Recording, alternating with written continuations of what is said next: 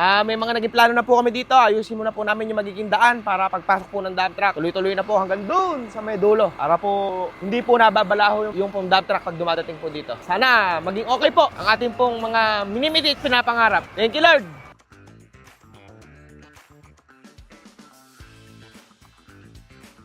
Good morning po mga boss ko. For today's video po, pupunta po tayo doon sa ating pong lote na tinatambakan. Pupunta po tayo doon at i-check po natin yung pong bago po nating loader. Titingnan po natin kung ano ang mga dapat gawin para makita po natin kung ano po ang magiging sistema po ng loader na nakuha po natin. Unang-una po doon, i-check po natin yung krudo. Kung gaano po ba nagiging konsumo maghapon para po malaman po natin yung maging puhunan po natin sa maghapon na trabaho po ng loader. Pinalilinis ko na po yung mga galon. Yan po yung dadalhin natin doon sa site. Pakakargahan ko po ng krudo yan at para po makita po natin yung magiging konsumo ng loader po na nabili po natin. Tapos, tuglugan po natin yan ng crudo din mamaya doon sa gasolinahan para mawala po yung mga sabon-sabon na yun. Tapos, diretso na po tayo doon sa site na pinatatambakan po sa atin at titignan po natin diskarte kung ano po ang magiging magandang sistema ng ating pong bagong piling loader.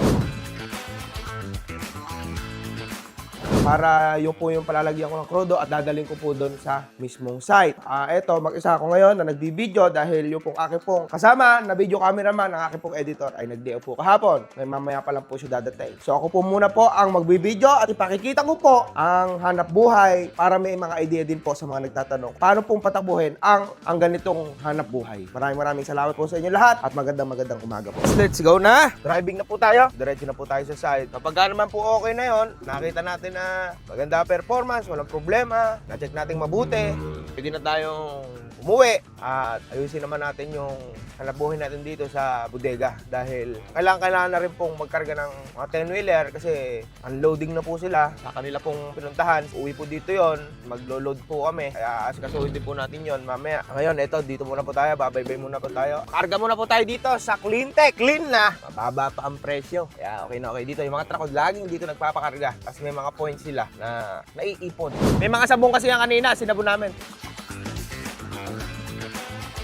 Naluluglugan natin, nakikisuyo tayo kay boss ko dahil may sabon-sabon to kanina at baka masira po yung loader ko natin. Loaded na to. Tapos, diretso na tayo doon sa site. Papultang natin doon sa loader po natin. Tayo po mismo ang pupunta. Tayo po mismo ang titingin. Tayo po mismo ang mag-check doon po sa ating pong hanap buhay ngayong araw na to. Actually, mga boss ko po, pwede naman po tayo mag-utos sa ating pong kasama sa hanap buhay. Dahil nagte-text na po siya sa akin kanina, ano na po boss ang aking gagawin. Pero mas pinili po natin na tayo po ang tumakbo doon. Or alas 6 pa lang ng umaga, ito, nagpakarga na po tayo ng crudo. Tapos dadalhin na po natin sa site. Ako po mismo ang nagdala. Bakit po? Dahil po mga boss ko, gusto kong makita at gusto kong ako ang makasaksi nung trabaho ng ating pong bagong loader. Makita po natin ang kanyang galaw, sistema, at yung pong magiging konsumo ng crudo. Para alam po natin, umalis man tayo, may pinuntahan man tayo, may ibang hanap buhay man tayo, alam natin na yung ating pong hanap buhay doon, hindi po tayo basta-basta kinakabahan na alam po natin na maayos po yung nagiging takbo doon. Mahirap po kasi mga boss ko yung pagkakatiwala mong lahat sa tauhan mo, yung hanap buhay mo, tapos pagka nagka-problema, dalawa lang kalalabasan yan. Masisisi mo siya o sisisihin mo yung sarili mo. Dapat pala.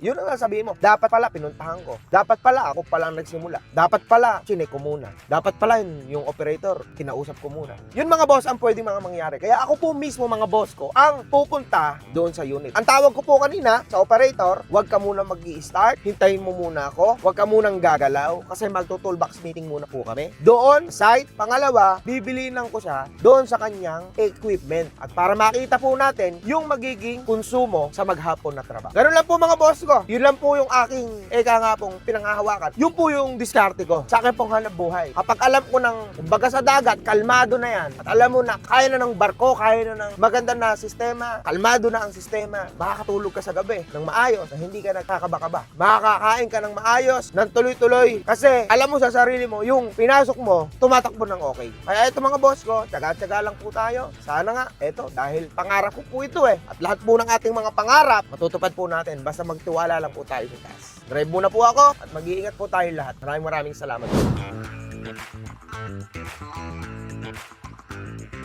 Dito na kami. Yan po yung ating pong sisimulan. Medyo marami-rami pa po ito. Please, kahit pa paano po. Meron po tayong sariling loader na nagpo-push po nito. Hindi na po tayo magre-rent. Kung magre-rent po tayo, malaking bagay din po yon. Bagong-bago, mga boss ko. Tamo.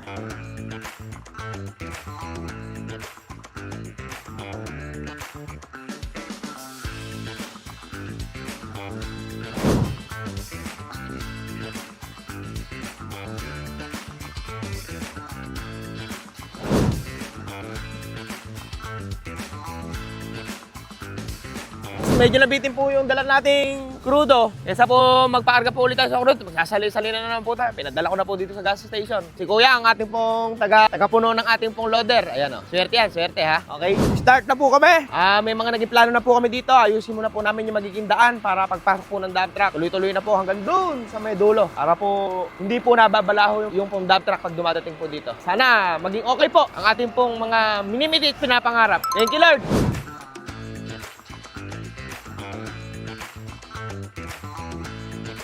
Gis na po ng umaga, tuloy-tuloy po ang operation dito. Hinihintay po natin yung dump truck na dumating. Pagka na-boost po dito, ayusin po ulit ng loader. Pinapaayos ko pong mabuti yung daan para hanggang doon na po yung dump truck, hanggang sa dulo. Siguro pagka okay na yan, tambak na lang ng tambak doon sa may dulo dahil medyo malayo po mahaba Pag napatigas at napaganda na po yung daan, tuloy-tuloy na po yung pagtatambak doon sa may dulo na yon. Dire-diretso na po doon yung dump truck.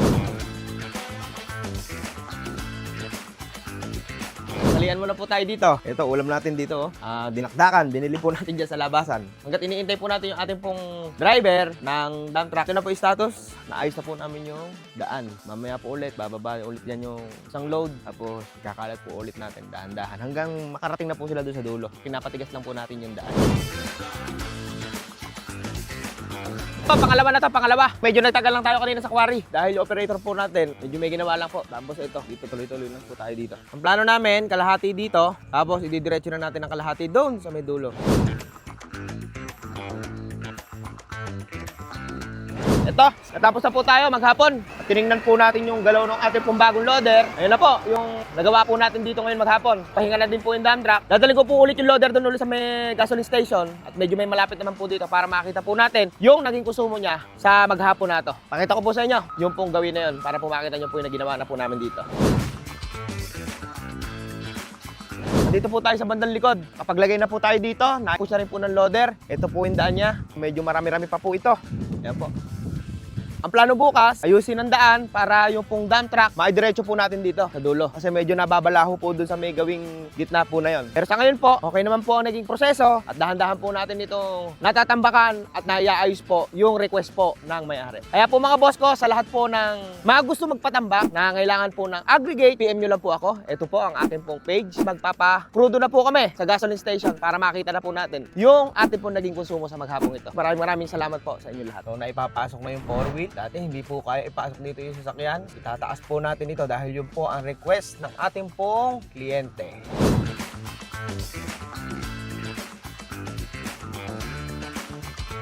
Full tank na tayo. Tingnan natin kung magkano yung naging konsumo ho natin. Bali, ang sabi ko kay Kuya Fiber, kailangan mahanginan. Bibili ko ng hose para ikakabit natin dito sa pressure para mahanginan yung mga dumi na yan. Pati yung loob, labas, paikot, pati yung makina. Kasi medyo maalikabok po yung panambak natin. Kailangan maintain po natin ito. At lagi pong malinis ang ating pong equipment. Bago naman po yan, gagawin po natin, maintain din po natin sa grasa. Pagka alam natin na yung ating pong unit ay kailangan ng grasahan, matik na po yan. May kasama ng po pang grasa yan grease gun. Kung kailangan lang po natin, grasa, bibili po tayo para dito. Yung pong synthetic, yung color blue. Yun, para okay po yun. Yung po kasi ginagamit ko sa akin pong truck.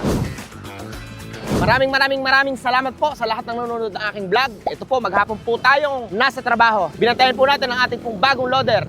Ganun pa man po, tuloy-tuloy po ang ating pong mga minimiti at pinapangarap. Basta wag lang po tayo mapapagod, tuloy lang po yan. At ang importante sa lahat, wag po natin kalilimutang tumawag sa taas.